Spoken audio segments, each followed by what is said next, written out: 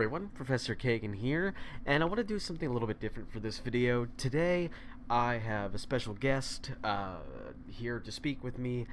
We're part of a very exclusive club, a club that is, comparatively speaking, very small. We're both members of the I Actually Own a Wii U club. With me today is my personal friend of many years, Mr. Wildbryar. Good to have you, Briar. Hello, everybody. My name is Mark. Apparently he's Markiplier. No. Um, so we both got the Wii U about, what, some months to a year after launch? I got mine in about December, so I don't actually know when the Wii U launched. So, however many months that. Well, luckily I actually do have the release date down here in our little docket. Um, so we'll backtrack a little bit. So you would have gotten it about 13 months after it came out. I remember getting mine around tax season the following year. But let's go back a little bit to when it was first announced. Originally, Nintendo, on April 25th, 2011, they mentioned a console known as Project Cafe, and they were going to officially announce the name and show the console at E3. So they do so, and they talk about how they want to keep the audience they got from the Wii. All of these people of varying age groups and demographics, while also kind of bringing the gaming experience back to the hardcore gamer, which brings us to the name Wii U. And how did you how did you feel about the name of the console itself? Honestly, it just never really occurred to me as a kid. It was just another name. I assumed that pun is supposed to be like we and you, but yeah. I thought it was really silly. I was kind of expecting sort of a Wii 2. That was kind of the common rumor at the time. Everybody was expecting like Wii 2 or Wii HD. I feel like it would have been very simpler of a lot simpler name, easier to understand what the console was about. Because that's a criticism I hear about the console often. Um, I actually have a small anecdote I can share because we were both pretty young at that time, and I really wanted the Wii U, of course. And despite me being a big nerd, it was very difficult to actually convey to my parents what this thing was. So, in the year it came out, 2012, um, I didn't actually get a Wii U. What I got was the U Draw tablet. And for those who don't know, and Briar, you may not remember too well, so I'll just go and explain what that is. It's this little tablet. It's kind of like a Wacom drawing tablet. You put your Wii remote in, you got this stylus, and it lets you draw on the TV.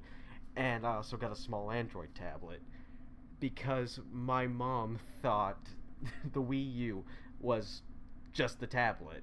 And she's like, I thought that was rather expensive for, just a little tablet. And I'm like, no, it's a whole console. So I ended up getting one in tax season, um, because there was that miscommunication there. And from what I hear and from what I've seen over the years, that was sort of a common misconception regarding the system. Uh, and now that we've kind of like established a little bit of, it gets revealed, and even in that initial reveal, Nintendo didn't focus too much on the console. It looked pretty much like a slightly rounder Wii. Um, so we get the launch day, and while you and I may have not gotten the console at launch, what are some of your memories when first using the Wii U? Playing a lot of Smash Brothers and sitting down with my older brother and beating Luigi U, which I also had. Mine, I think my biggest memory, really, was getting it out of the box and setting it all up, because it it's become more of a tedious process nowadays with consoles. You open it up, you plug it in, you update everything. But this was kind of my first HD console. It was my first time really um, experiencing all of that, and I found it somewhat magical. And I really enjoyed playing through the first few levels. New Super Mario Brothers, I just had the original New Super Mario Brothers and Nintendo Land. I really enjoyed the Luigi's Mansion minigame they had in it. I don't know if how much you've played of Nintendo Land. Um, Zilch, I think. Zilch. um, while I was doing research for this video, I actually thought it was rather interesting the diversity that Nintendo had managed to bring to the Wii U's launch. They had stuff like Batman Arkham City Armored Edition, Assassin's Creed 3, Call of Duty Black Ops, even stuff like the Madden games, and that's not... You really, despite the success of the Nintendo Switch, you don't really see those sorts of titles, and if you do, they're heavily gimped on modern software. I mean, modern hardware, excuse me. And I wonder if that's a result of the Wii U's legacy, or and like in terms of sales, or what has tarnished Nintendo in such a way that EA and Activision have not made such a return to the platform. I think a lot of it just comes down to the specs of the Switch with while it's somewhat comparable to like say a base PS4, it's still lacking behind and a lot of the games they're just made too damn big. Yeah, that's true. I think the highest Switch cartridge is I think the biggest Switch cartridge is like 32 or 64 gigabytes. I know that, especially like in a form factor such as a cartridge, that can be really expensive. But even then, I didn't see companies trying to put anything big, like big on the Wii U with its discs. Like Well, that probably also brings us to the topic of the Wii U's internal storage of yeah, 8. yeah, I actually forgot to put down some information. So yeah, at launch there were two models. One was a white Wii U with a with an 8 gigabyte storage NAND, and then there was one with 32 gigabytes, which I don't.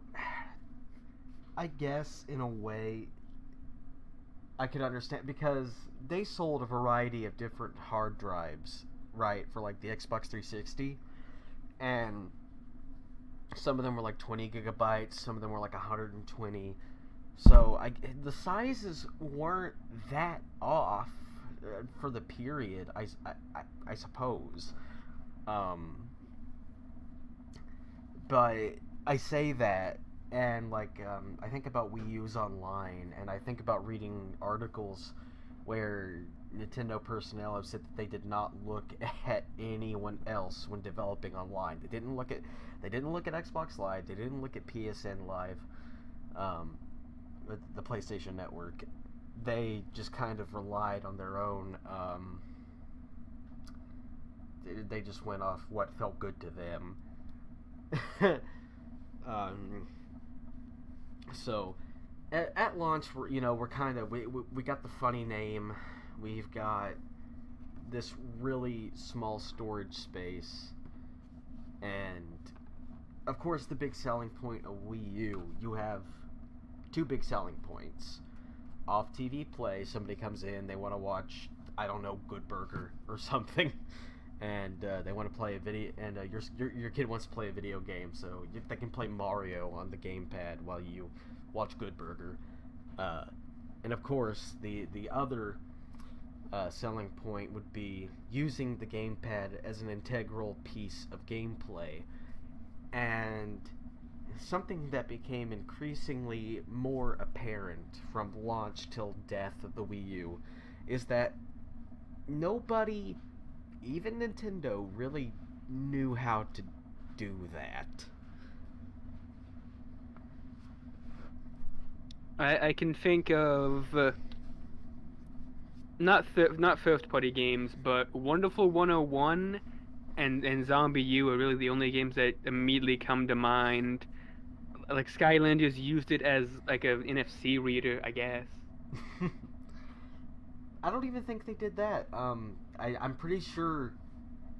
I'm, I'm fairly certain that Skylanders games for Wii U still had their own portal. I know Lego Dimensions had its own portal. It did not make use of the NFC chip in the gamepad. How point? Yeah. there's quite a bit of pointless things going on with Wii U. Did they not use NFC like Amiibos do? I don't know the technology. No, they do. They do. They absolutely do. And I can actually point to a specific instance. I think it was in 2015. Activision and Nintendo did partner together for Skylanders Supercharged, where they released 2 versions of the game. One with a Bowser figure and one with a Donkey Kong figure, and the base could be swappable from an amiibo to a Skylander. I have the Bowser one. So, if I had to guess, it's like covering up one NFC chip with another. I suppose. I'm honestly not quite sure how the tech works there. I do know there are different types of NFC chips, and some are incompatible with different readers. So that may be the case. Perhaps. So, we've got our launch lineup here, and just going through them, I mean, you mentioned Zombie U is pretty much one of the few games that really took any sort of, utilization of the gamepad. So, what did you think of some of, like, Nintendo's offerings during the launch of Wii U? You know, we've got Nintendo Land, we've got New Super Mario Bros. U, we've got Sing Party, which was published by them. They've published a few fair titles of their own, like Ninja Gaiden 3, Razor's Edge, the aforementioned Sing Party, and really the only big ticket franchise they had show up was Mario. Yeah, really, that's in early Wii U's life. That's all I can really think of is New Super Mario Bros. U and Nintendo Land, which is kind of just a glorified tech demo, honestly. Right. As for Mario, it's Mario. It's okay. Yeah, I know in our personal conversations, we don't bash the new Super games, but it's more of an ambivalence, right? It's just it's Mario. It's Mario. They're competent. That's it. I'm gonna throw in a little hot take. If it wasn't for the art style and new power-ups, everybody would call Mario Wonder just another new Super Mario Brothers game. It actually has charm. Well, that's fair, but I would also argue that the music and the art style contribute to that. I mean, yeah, like, presentation goes a long way. There's nothing fundamentally wrong with the new Soup games. No. It's just the presentation, really. It never changed. It's kind of like there's like one level they do like an experimental art style every once in a while. That Da Vinci level was beautiful, and I am really upset that they never did anything more with that in another game. Like, one of my dream Mario games, to sidetrack for a moment, is every world is based on a different painter's art style. So you would have a world where everything looks like Da Vinci's paintings. And I think that would add so much visual pizzazz to a game. Of course, it would be a large undertaking. You'd have to redraw the sprites for 8 worlds. It would be a very heavy undertaking, but man, it would be so pretty. Yeah, doing like the Mario 64 thing where you're just like jumping into panes would be cool. Yeah, that would be great. I mean, and I suppose they kind of do that in a way with Super Mario Maker, but being able to just have whole worlds in these different styles, I think would be very, very beautiful on an aesthetic level. And I find it I love how we can sit and spin on Mario for a little bit when we got all these wonderful games here in this launch list. I mean, who could forget Madden NFL 13? I don't play sports games, so I don't really have anything to comment. Neither do I. The most I could say about Madden NFL 13 is that I saw my brother play it on Wii U, and I thought that was rather interesting. But I kind of want to use this as a segue to what we were kind of talking about a few minutes ago, that there actually is just kind of a wide variety of titles on offer, even if they might not be of interest to you or me. And we kind of touched on this while writing this docket. Ubisoft has quite a few titles, and so does Activision and Electronic Arts. You know, the latter two are developers that you don't really hear of or see hovering around Nintendo hardware that often. So even nowadays, Ubisoft is very, very heavily invested in Nintendo hardware. I mean, the launch lineup wasn't inherently like that bad. I wouldn't even say it was bad. It's it's varied, but it doesn't really have anything that grabs you. Like, yes, this is what Wii U is all about. Yes, that's what Nintendo Land tried to be. Yes, New Super Mario Brothers, they really wanted you to get sucked in with a block placing mechanic. I would argue the closest one here is Zombie U. I don't necessarily think any of these games are quote-unquote bad. I just don't think they sell the Wii U. Yeah, like out of everything as a launch title for the Wii U, showing what the console does, it is kind of just Zombie U. Because, like, Skylanders, it didn't even use the NFC of the Wii U. Stuff like Tekken Tag or Sonic All-Stars Racing, I don't think did anything with the gimmick. New Super Mario Brothers, yeah, you had the have to place blocks thing. Which, you know, it's funny. I actually distinctly remember a trailer shown to us that involved Rayman Origins, where they showed an NFC figure placed on the Wii U gamepad to give Rayman, I think it was like extra health, and they never did anything with that. But Ubisoft actually had somewhat of a big controversy for the time where they delayed the Wii U version so they could port the game to other consoles. Because I think at that time it was apparent that the Wii U was not doing too great. Yeah. I do think it's kind of funny that the NFC gimmick really didn't do... I don't think they did anything with it until Smash Brothers, like a year later. Yeah, no, Smash Brothers really was the big, well, there was Pokemon Rumble U. There was Pokemon Rumble. Yeah, I had briefly forgotten. But basically, yeah. not until Smash Bros. Yeah, like, I don't hear anybody talk about Pokemon Rumble. I never saw anything in stores about Pokemon Rumble. It's the game of all time. in my personal experience. And to continue on with more E3 and launch title stuff, there were some games that were shown, not necessarily announced, but were shown running on Wii U at E3 2011 and the Consumer Electronics Show in 2012. I'm just gonna go through. There's not many, so I'm gonna go through them real quick, and then we can touch on some of the more interesting ones.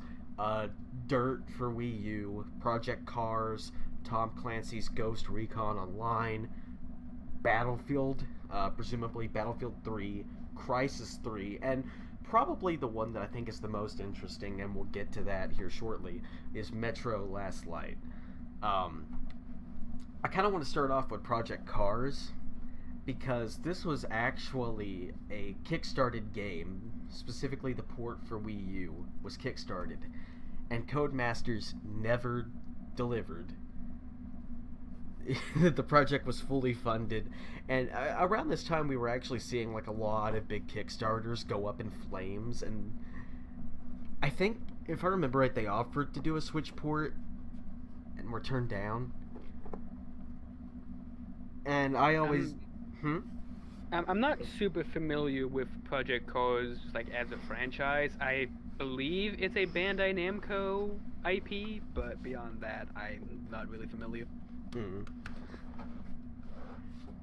And of course, it's just interesting to see stuff like Battlefield and Crisis 3 running on Wii U hardware, and then just simply not coming to the system. I think Nintendo kind of sort of learned their lesson with that, because I remember seeing games like Skyrim in the Switch's announcement trailer, and then shortly after that they were like, "Oh, we're not confirming that Skyrim's coming to Switch." You know, it's just in the trailer, you know.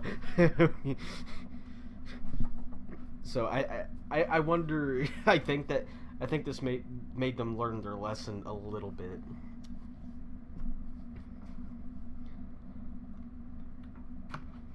But now, and you kind of mentioned this earlier, I want to move into the hardware of Wii U. And I want to do that by discussing Metro Last Light, because there's an article from the developers of Metro Last Light, which is a great game. I know you haven't played any of the Metro games. They're a lot of fun. But for anybody listening, if you also haven't played the Metro games, I do recommend them. They're fun. At least 2023 and Last Light. Those are the ones I played. The devs referred to the Wii U CPU as garbage before the port was canceled. So, would you like to speak a little bit on the hardware first, or shall I go? The most I know about the Wii U's hardware, other than the frankly abysmal, even for the time, internal storage, even the Xbox 360 had more on launch than that. But I know it's got a very weird architecture for its CPU. I'm not entirely familiar with what it is, but I think it was a 3-core. Like yes. It was like almost 3 like Wii like That's... CPU stacked on top of each other, kind of. I'm not entirely on sure. On a very basic level, yeah, that is that is basically what it is. So it's a Power PC architecture CPU. It's tri-core, and what we're looking at here is a CPU with its lineage in the GameCube's CPU. So we're talking late 90s, early 2000s technology in this point. You know, as sort of the grandfather of this CPU. And from what I understand, it is basically 3 Wii cores duct taped together, which even then the Wii's processor was a slightly clocked up GameCube processor. In terms of processing, these 3 devices they're so close you could almost call them inbred. But not to completely dunk on the Wii U's hardware, I can actually compliment the GPU. Um, because it had two of them. It had a small Wii GPU on a chip for backwards compatibility's sake, and it actually used an AMD Radeon chip for the actual Wii U games. And I think there's actually still a few games that look really nice on Wii U, particularly the Nintendo made ones, because even if they don't necessarily know how to use their hardware gimmicks, they do always know how to get good graphics out of their hardware. I mean, yeah, just stylization goes a long way. You really don't need 4K, 8K, whatever textures to make something look good. Right. And don't get me wrong, it's really noticeable whenever you're using 240p textures. Right. Switch. That's not important. Okay, for a brief tangent, which game does this? I don't know that they're actually 240p, but a lot of like the Pokemon showings. Right, like the N64 tree. Yeah, I don't know the exact actual texture resolution, but give your devs time, man. They don't deserve this. And speaking of time and, once again, hardware, or rather in this case, managing hardware. So you and I have talked about this before. You say you don't remember it. Oh God, I do. When the Wii U came out, the operating system was slower than molasses on a cold day. It took forever. See, I probably don't remember it because I don't think I had the Wii U when this was a problem. I think by the time I got one, this had been patched. You know, come to think of it, yeah, that's true, because they patched it 5 months after launch. So I had it for just a little bit before they patched it, and it was god awful. It took forever to get anywhere, to go from settings to home screen, to go from home screen to Miiverse, to go from home screen to loading a game. I honestly think that they should have made a bigger stink about it than people did. It's probably, in my experience, the most clunky, unwieldy UI that Nintendo has made for a console. Which, to be fair, at that point, they only did, what, GameCube, Wii, DS, and DSi? Yeah, like you have the DS and its revisions, the GameCube and the Wii, and it's probably something of like the Satellaview or something. I don't know. Yeah, that's fair. So I guess I can cut them a little slack for not being incredibly up to snuff on making fully fleshed out operatings. Well, no, 3DS too. That came out a year before Wii U. And from what I remember, the Wii U 3DS, the 3DS's OS wasn't incredibly slow, but it wasn't incredibly quick either. I thought it was fine. I do find it funny, though, that Nintendo reused some code from the 3DS operating system for the Switch OS, because I can actually compliment that OS all day long. It is very responsive and quick. I still don't know why it has a themes tab they never used, but, besides that, yes. So, we've gone through games, we've gone through hardware. Let's talk about the Virtual Console, because I think that Wii U probably has the best Virtual Console out of all Nintendo systems thus far. Even though they made you pay for upgraded Virtual Console titles, even if you owned them and transferred them from your Wii. Isn't that great? Well, that no, but in terms of like the Wii U's Virtual Console, it covered a decent amount of systems, but not a lot of the games, and the emulation wasn't always that great. That's fair. I just like to praise the fact that it has some DS games on there. I played a lot of Mario Kart DS on the Wii U Virtual Console, and I also really enjoyed the fact that they found a way to put Wii games on the system and sell them to you digitally. That's how I played a lot of Pikmin 1 and Pikmin 2. Yeah, like having Wii games, having DS games. I want to say it had GameCube, but I could just be fucking. I could just be imagining that. Sadly, it did not. While the GameCube, while the Wii U had the ability, like it had the physical capability to play GameCube games, can't emulate them, but it can run them. The Nintendo never sold any, which I always thought was a missed opportunity because they had that GameCube adapter that they made and sold specifically for Switch. I mean, for Smash Brothers, and then they sold it again for Switch with that Smash Brothers, and then they made the Mario Sunshine re-release work with it.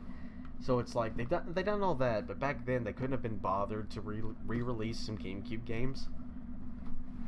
Yeah, that's not you like mentioned it yet. I'm probably just thinking of like a GameCube game that had a Wii port or something that got put on there. And you probably are, like Pikmin 1 and 2 are examples. Yeah, that probably is all I'm thinking of. I associate with being a GameCube game, but it was also a Wii game. Yeah.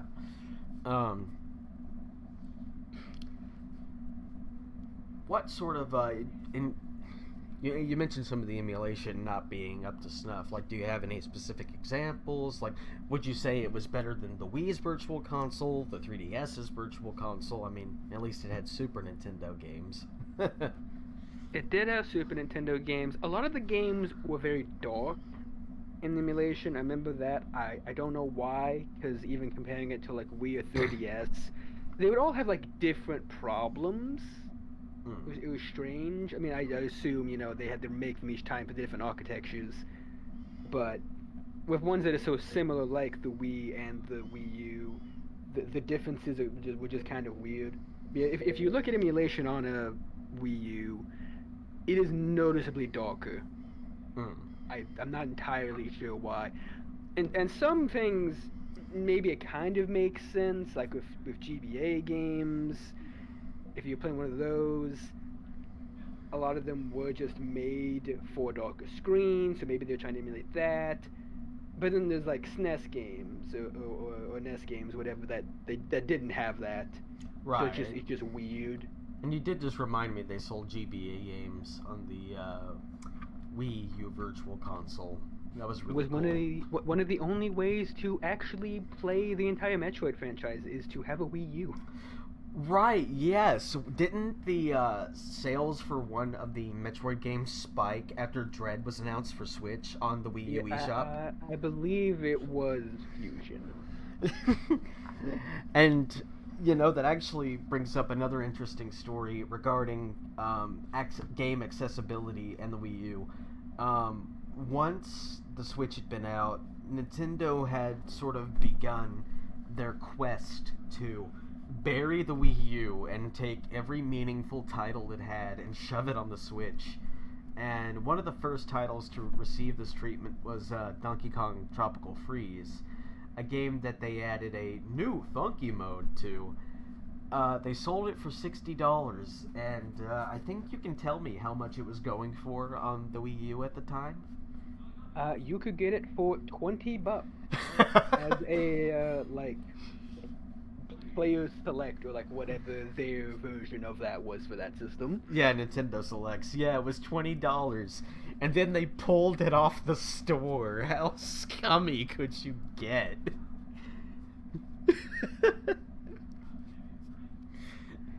Skyward Sword. Wait, no, not in the future. No. Yeah, they did Skyward Sword. All of that wonderful stuff. Or Mario Galaxy you could get for $20, and they packaged it with Mario Sunshine and Mario 64 for like a limited time. You could only get it for like half a year. Isn't that great? You could buy it on the second game. Yeah, not the second game. I do think they sold Galaxy 1 and 2 on the Wii U eShop. I know they at least had Galaxy 1. I'm not entirely sure on 2, but I'm pretty sure they had 1. So they've ported so much of the Wii U's library. to Switch. You know, they did do Pikmin 3. They did Donkey Kong Tropical Freeze. They did the new Super Mario Brothers games that released on there. They did a day and date release of The Legend of Zelda: Breath of the Wild on both Switch and Wii U, and it kind of ran poorly on both, but at least Nintendo fixed the Switch version. A little bit. A little bit. It still like has its hiccups, but it's playable in most areas. Right. I actually don't know. Did Tears of the Kingdom improve upon that in any way? It kind of depends. You're not in the Great Plateau as much, so there's not like as much grass and fire and all that.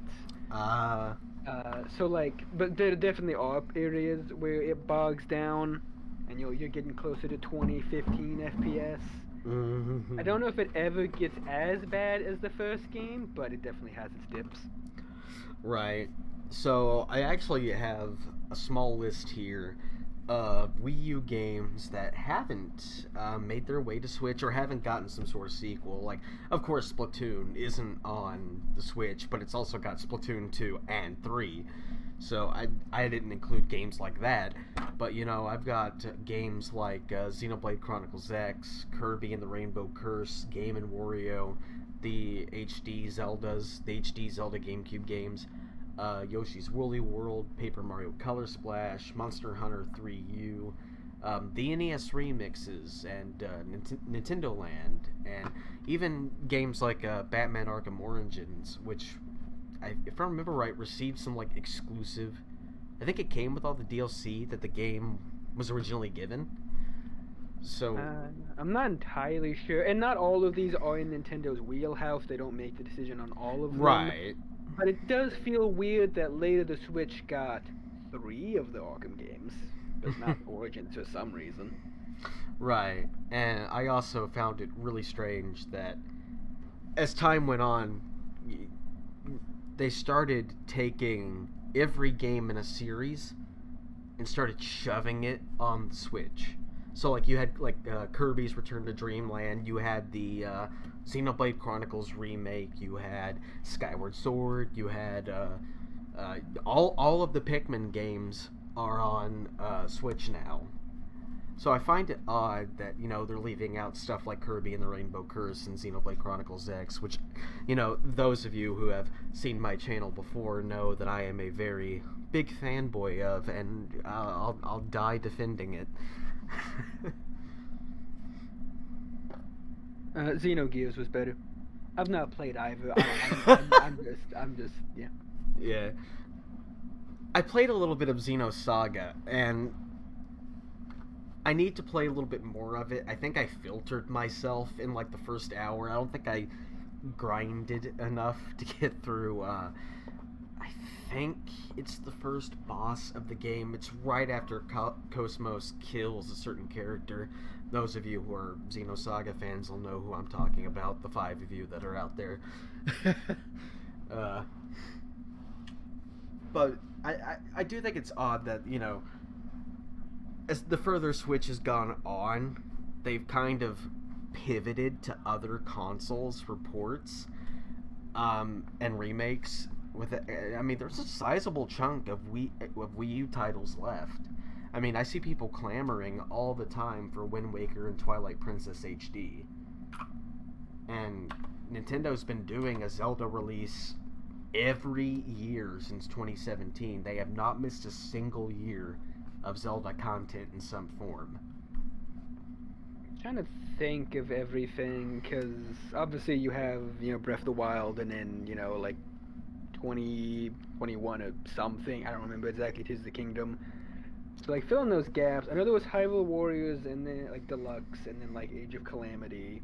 You had the Link's Awakening remake. There was the Cadence of Hyrule. Okay, I wasn't sure if like counted, since that's like a smaller like side project, but it is Zelda still. Yeah, and that's what I'm saying. And then of course you had the Skyward Sword port. Like, they have not missed and I mean, just last year, Tears of the Kingdom, they've not missed a single year of Zelda content.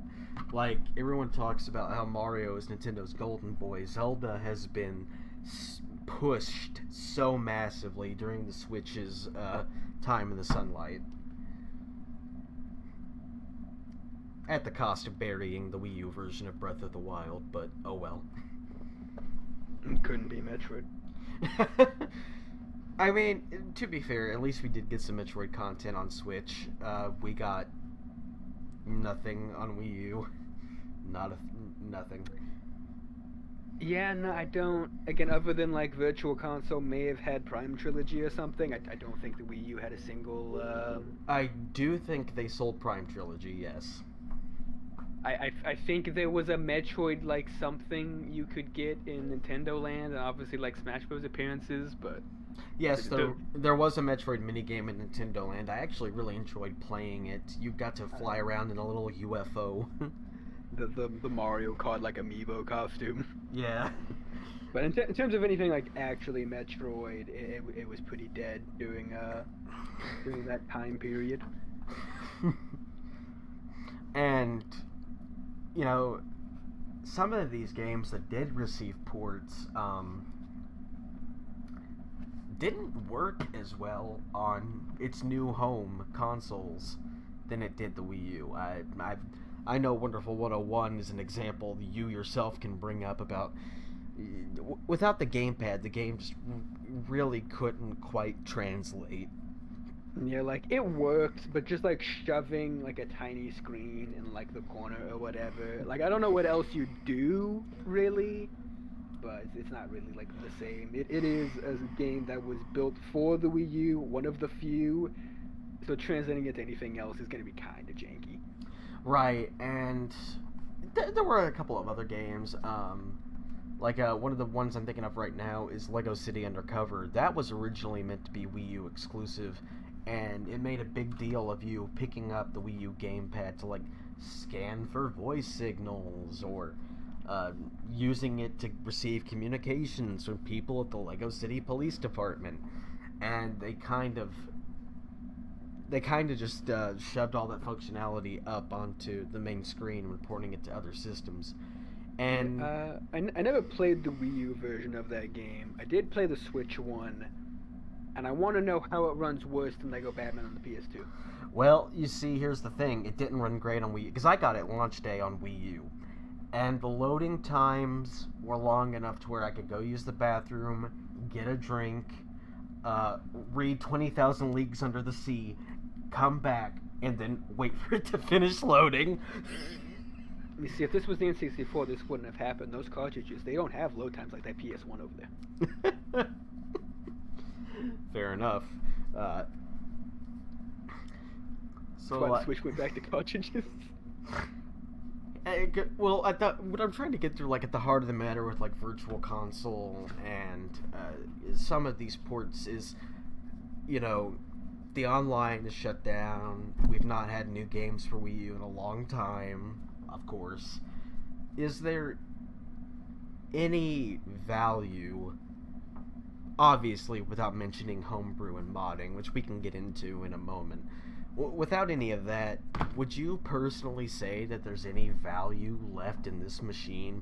Is it truly doomed to die, just obscured and forgotten? It's the console we don't talk about. It's the easiest way to play Wii games through an HDMI. That's true. But like, unless you already owned a Wii U, already like got all the games you may want, be they physical or Virtual Console games, not really. Like, if it's a thing you already had and you already lived through the lifespan, all 12 people that did that. Me included. Same.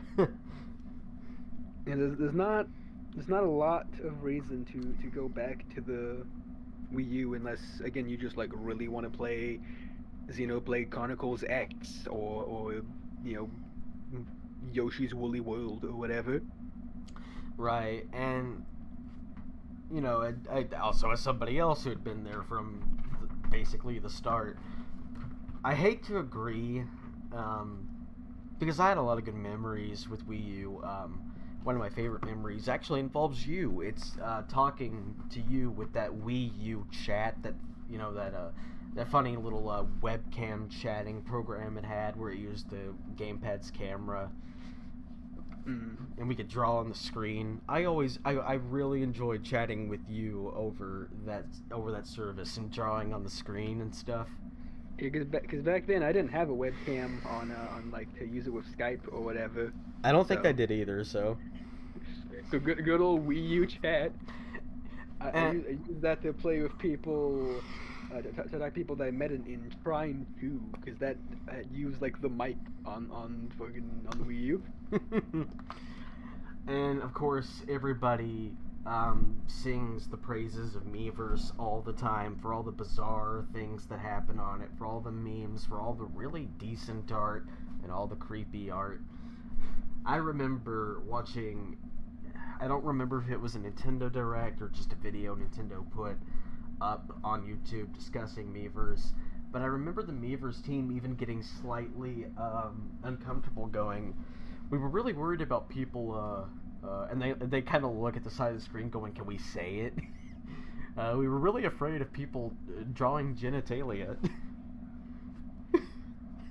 Which is a fair worry. Yeah. So, I do kind of miss the legacy of Miiverse, and it had such a big impact on Splatoon that they even kind of incorporated that kind of drawing and leading messages everywhere. It's okay, because the legacy was carried on in the Smash Ultimate stage creator, and yes, they did have to worry about genitalia. They were right. Yeah, that's true. They did have a Miiverse stage. Well, there was the Miiverse stage, and then in Smash Ultimate they brought back the like custom stage creator, and it was like it was a lot more in depth than previous games, and yeah, you can just picture what people might do with that. Sounds like they were just big fans of Japanese media. Oh, with big plots, big bouncing plots. Real plot connoisseurs, those people. Off topic though. Yeah, fair enough. So now that we cover kind of the official side, the Wii U, it's doesn't got a lot to show for it, but you and I have both dipped our toes into what it's like to have a homebrewed Wii U, and it's surprisingly easy to mod your Wii U. Not from a Jedi. I think personally one of my favorite bits of homebrew on the Wii U would be Nintendo, which lets you natively run GameCube games on the system quite easily. It even has it even emulates the funny broadband adapter that the GameCube had, that accessory. So you could even play the GameCube games online, what few supported it. And it would make use of all kinds of different controllers, like you could use the Wii U GameCube USB adapter, the Wii U Pro controller, PlayStation controllers, Xbox controllers. It's probably my favorite bit of Wii U homebrew. Again, you can play basically the entire Nintendo library minus like 3DS games, DSi, I guess, the few of those that exist. And Switch, of course. Well, yeah, like out up to Switch. Right. Obviously, you can't play Switch games, but like everything prior to that, the NES, the Super NES, the N64, GameCube, all that, better emulators than Nintendo ever packaged it with. The whole 9 yards there. Obviously, services that intend to keep the Wii U Online going, much like the Wii and DS before them. As a modded system, it's actually quite expensive. I even saw that somebody had ported PPSSPP to Wii U, and it actually runs fairly decently. Oh yeah, I mean, there's obviously emulators outside of Nintendo. Well, yeah, you can get those on practically anything. So right. I'm just expanding on where you've been going. It's like And I've even seen like decomp ports. There are ports of The Legend of Zelda: Ocarina of Time. I've seen people port GTA 3 to Wii U. I actually have the GTA 3 port for Wii U that I play it occasionally. Um, I've even I've seen a lot of really neat stuff. I even saw someone try to turn. Do you know how Nintendo released that cardboard thing, Labo? Yeah. And they made this cardboard VR helmet that you slide the Switch into. Did someone make one of those with the gamepad? Yeah, somebody did, and it was actually really neat looking, the way they did it. Funny. Yeah, it's just one of those things that I love seeing people do with old hardware and modifying it and stuff.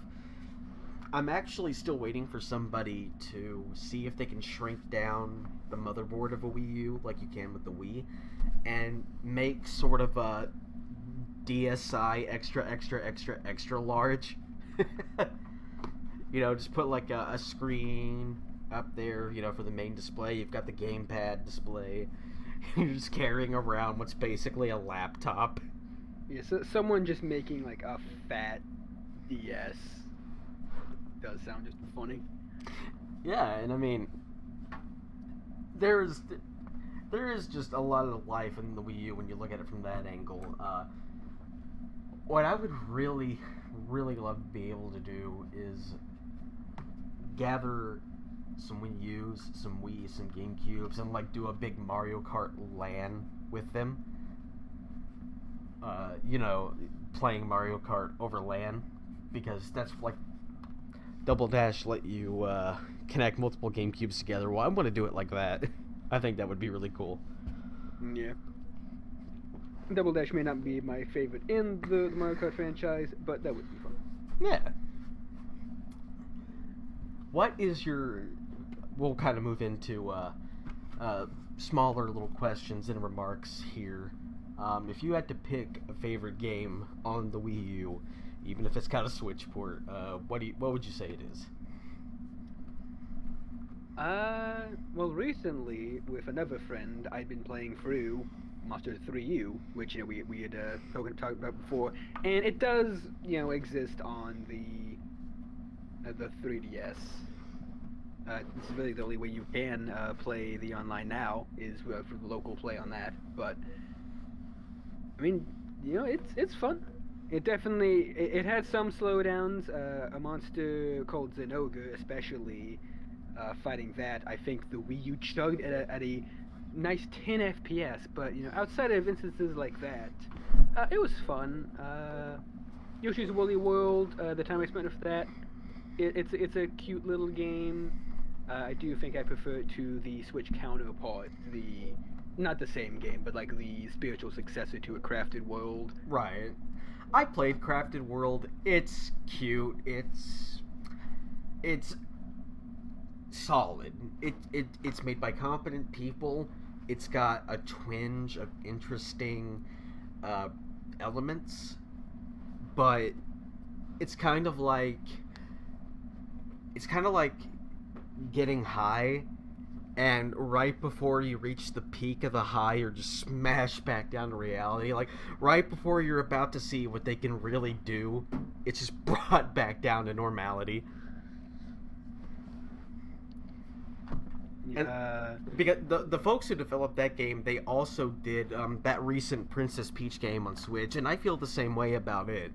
There are moments where they do something really different or innovative, particularly during the boss fights.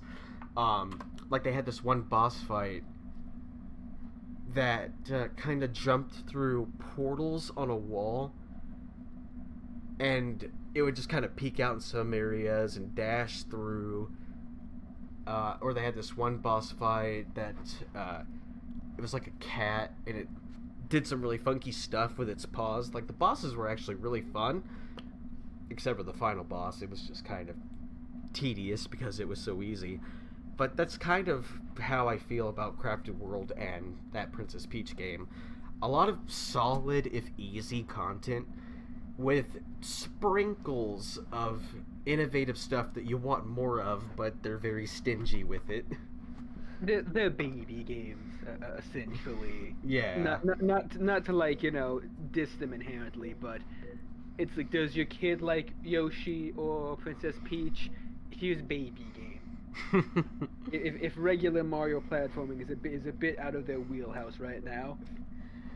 And of course, if I had to pick a favorite Wii U game, it's Xenoblade Chronicles X. Yeah. It's canon, by the way. I don't play Xenoblade.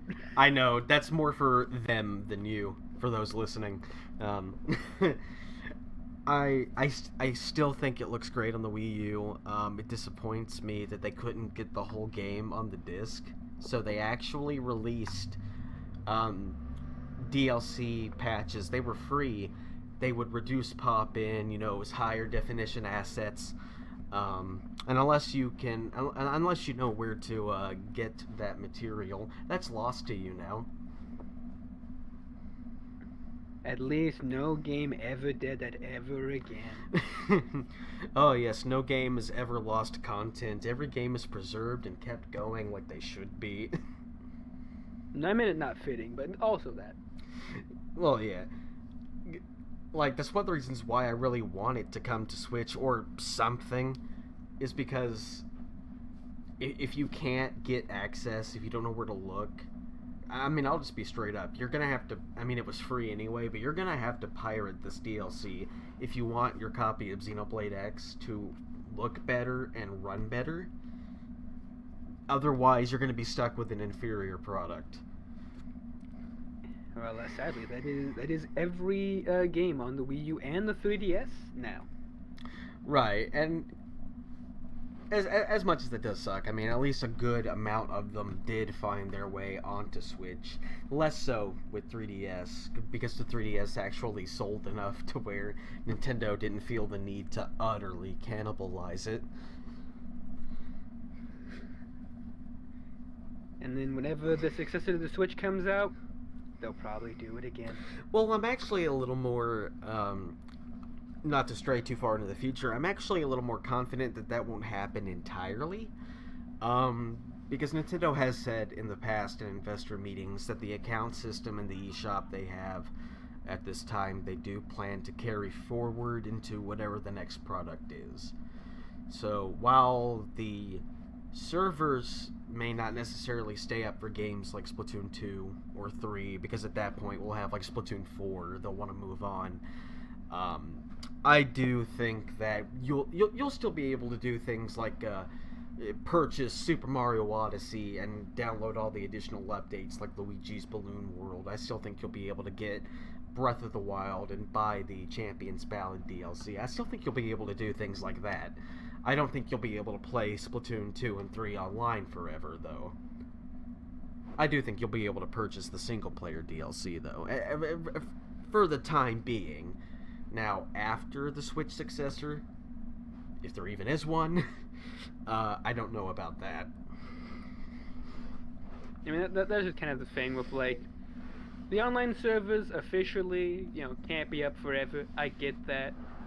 I feel like it's really not going to be that taxing on them to keep the the shops up, though. It's literally making them money. Yeah, obviously not that they're selling that many Wii U games or Wii games. They wouldn't be selling that many, but all I'm asking, well, when it comes to like online games, all I'm asking for is give me the tools, the programs needed to launch and run my own server. And that's basically what I want from just any game, regardless of Nintendo or Wii U. Not on the topic of the Wii U, just like let me continue to keep the game alive if I want to. I'm not saying you have to. Right.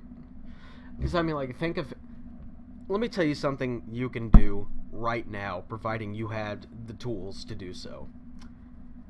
I could go and play a game of Quake on my PC with somebody who is also playing Quake on their Switch, their Dreamcast, and their PlayStation 2. If I really wanted to go and set all that up, that's something I could do because of community-held servers. I think you'd have to change the version a little bit because Quake on PC got an update somewhat recently, but yeah. The Quake I'm referring to in particular is Quake 3. I don't think the original Quake came to Dreamcast or PS2 for that matter, but Quake 3 did. No, Quake 3, yeah, that's fair then. Like, it is totally possible to go and play a game on Dreamcast, PS2, Switch, and PC with the game of Quake 3. Where else could you find something like that today from a company? Because I can only really think of one, and that would be Microsoft because of their backwards compatibility program, which I'm a big proponent of. Using an original Xbox, an Xbox 360, an Xbox One, and an Xbox Series X, you can pop in an original copy of Halo and play local deathmatch. I'm not sure if that's actually true because I don't think at least currently, the series systems can actually play Halo. The original Halo for Xbox? Yeah, I don't think. I mean, maybe it's changed, but I'm pretty sure because it was somebody that I follow, and they specifically gotten an Xbox Series 2 play the old Xbox games, and Halo didn't actually work. Halo of all things. Well, I know that the original Xbox Halo runs on, of course, the 360 and the Xbox One. Did they get the Series S or X? It was one of the series consoles. I don't remember if it was S or X. I'd have to go back and look, but well, if it was the S, it wouldn't work because there's no disk drive. Well, then yeah, it would be the X then, because it had a disk drive. I may have to look into that later, but we're here to put one dead console to rest, not the Xbox One. Well, yeah, but back on to the thing with the Wii U and the Wii of server stuff. Obviously, stuff like Mario Kart, it has the Switch version, but like Splatoon, Mario Kart, Smash for Wii U and 3DS, WiiDS as I call it, all those games, and going back for the Wii and all that, they don't give us the tools to do that thing, to keep these games alive. So we have to turn to things like Wiimmfi, whatever the DS one is called, I don't remember, Pretendo now for Wii U and 3DS games.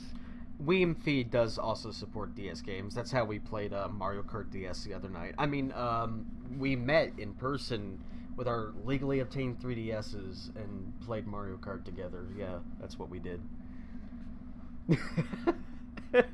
I mean, I may have been using a 3DS, but I may not have been next to you.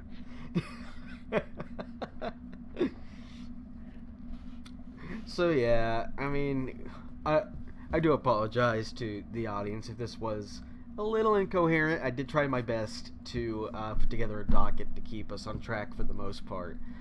If we ever do this again, hopefully it'll be a little better. Briar, do you have any closing remarks to say about the Wii U? I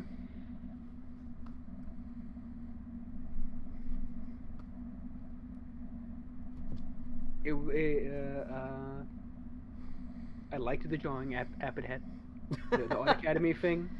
Yeah, I also had that. Yeah, it's pretty cool. I actually tried to. I set down a challenge for myself. I went and got an art app on the 3DS. I got Mario Paint, and I got that Art Academy app on Wii U, and I tried to replicate 3 different Bob Ross paintings while watching an episode of The Joy of Painting. Not gonna lie, I think my best one was the Mario Paint one. I just have to say skill issue on that one. Perhaps. I mean, the Art Academy app was more for drawing than painting, so it was a little hard to translate the skill. Yeah. That did have a full game that you could also purchase. It had just the art program for like $7, and then there was like the full game you could get. Hmm. And the guy from that actually has a me costume in Smash Ultimate. Fun Does fact. he really? Yeah. Hmm. I didn't know that. Um, so to close out, the Wii U was such an utter failboat of a device, but it's so intriguing. It's kind of like the Titanic of console failures. There are so many what ifs, so many little micro stories and fun facts and uh, avenues that you could travel down with this device. Like, you could speculate forever on what exactly it was that killed this machine. Was it the name? Was it the marketing? Was it the hardware? Was it a combination of that? That's Oh, probably yeah. what I would go with. One thing I did think of. Yeah. I like the gamepad. It's probably one of the most comfortable controllers I've used. I will say it is probably one of the more sturdier controllers from Nintendo within recent memory. Um, which I haven't really spoken much about this to my audience, but I've talked to you about how I think the Switch is probably one of the more poorly engineered Nintendo devices in terms of its structural quality. I mean, we all know about Joy-Con drift, but that's but one of the issues that I typically talk about. You'll have to tune in next week for that. It's not next week. I'm lying to you. Next Deke? Did we talk about Deke cartoons? Next week we're gonna talk about the Super Mario Brothers Super Show and The Legend of Zelda and No. No. Oh. In a way, I think it's very bittersweet now that the Wii U is officially dead. To be honest, I don't even play Xenoblade Chronicles X on it. I use Cemu, the emulator, where I can play it at 60 FPS and with no hitching or terrible pop-in. That you of course dumped from your modded Wii U. Of course. I do have a physical copy of it. I do, if Herr Nintendo wants to see my papers, I can provide. It's just, I don't know. It wasn't a success, and it had so much wrong with it. Do you remember those dubstep commercials it had when it first came out?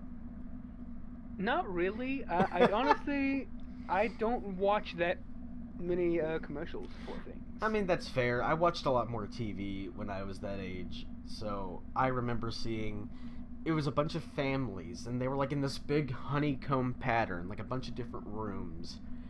And it was just going through each room showing you how people were playing with the Wii U while this really crappy dubstep played over it. It was wild. It's a far cry from the very simple, down to earth trailer that Nintendo Switch had when it was first released, or first announced, I should say. See, more people would have bought the Wii U if it went for the early 2000s commercial thing. I think just have kids explode. That would have sold it. I thought you were going for the more adult-oriented ads that Nintendo had for like the GameCube, where like there's a guy and he's taking a shit on the toilet and he's got the GameCube Wavebird controller and he's using the mirror on his bathroom door to see the TV.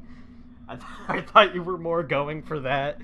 No, I was more thinking the like respect the pouch, like ad campaign where they would do something to the Kool-Aid pouch or whatever it was, and then it would like be done to them. I think that's what gave me my fear of body horror.